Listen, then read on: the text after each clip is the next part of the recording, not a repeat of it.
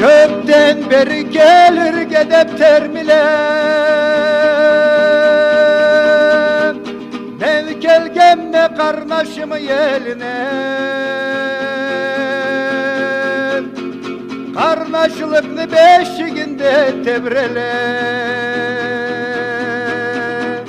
ben aytayım kelgen zatna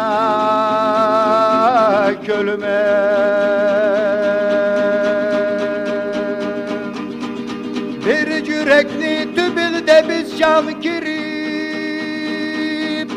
yaratıldık engel olmaz çırtada. Bir anadan ekimiz daha süt içip, millet bolduk anga şagat mingital.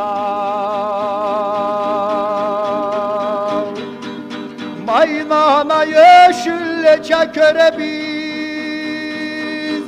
cıltırayla buzlar yem karları. Ana sütçe sularından içebiz, Egizleri Karaçay'ım alkarım.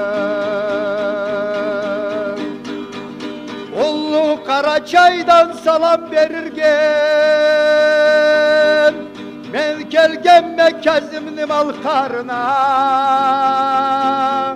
Haysın içken şegem sudan içerge,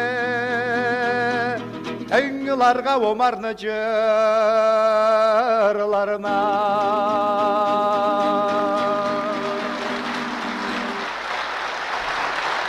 Canım kurban bolsun yallah, omarga 100 yıl tolgan künde kelip Mavlayda turgan adamla sağlıkları da sellikleri bile bayramların eterçe o künde Allah milletimize versin.